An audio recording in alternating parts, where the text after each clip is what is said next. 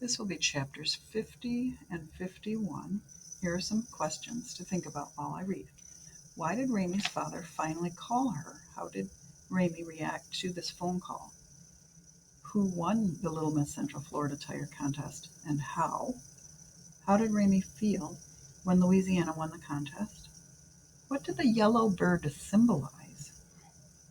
In what ways did the girls rescue each other? Chapter 50.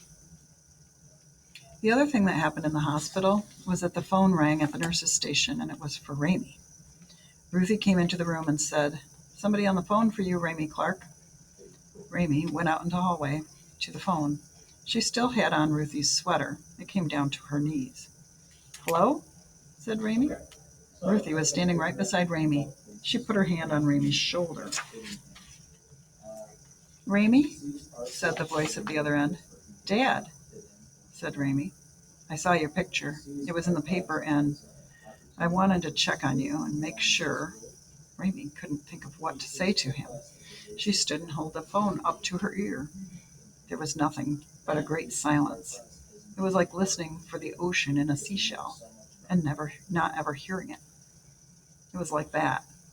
After a while, Ruthie took the phone out of Raymie's hands and spoke into it. She said, "This child is tired.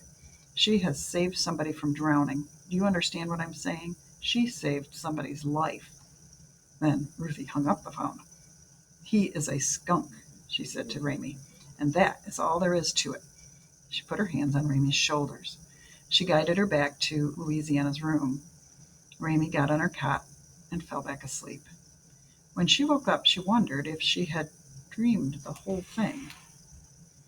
Mostly what she remembered was holding the phone for that long silence. The silence of her father not saying anything, and her not saying anything back. And then, too, she remembered Ruthie's hands on her shoulder, guiding her back to the room where Louisiana was alive and breathing, and a cat was curled up at her feet, sleeping. Chapter 51. Louisiana competed in the Little Miss Central Florida Tire Contest. She wore her lucky bunny barrettes and a blue dress spangled with silver sequins. She did not twirl a baton. She sang "Raindrops Keep Falling on My Head." The contest was in the Finch Auditorium. Louisiana's grandmother was there. Aunt Beverly was there, and Beverly's mother, and Raymie's mother, and Raymie. Ida Nee was there, but she did not look happy. Ruthie came from the hospital, and Mrs. Sylvester came from Jim Clark Family Insurance. They all sat together. Raymie's father was not there. Raymie was not surprised. She was only happy when Louisiana won the contest and was crowned Little Miss Central Florida Tire. Later, after Louisiana was presented with a check for $1,975 and also with a sash that said Little Miss Central Florida Tire 1975, Beverly Tobinski and Raymie Clark and Louisiana Elefante went to the top of the Belknap Tower, even though Louisiana was afraid of heights. "I'm afraid of heights," said Louisiana, who was still wearing her crown and her sash. She kept her eyes closed and lay on the floor of the observation deck. But Raymie and Beverly stood at the railing and looked out. "See?" said Beverly to Raymie. "Yes," said Raymie. "Tell me what you are seeing," said Louisiana, who was face down on the floor and refused to stand up. "Everything," said Raymie. "Describe it," said Louisiana. Raymie said, "I can see Swift Pond and the swans and Lake Clara and the hospital. I can see the Golden Glen and Jim Clark Family Insurance. I can see Ida Nee's house and the Tag and Bag Grocery. I can see Building 10.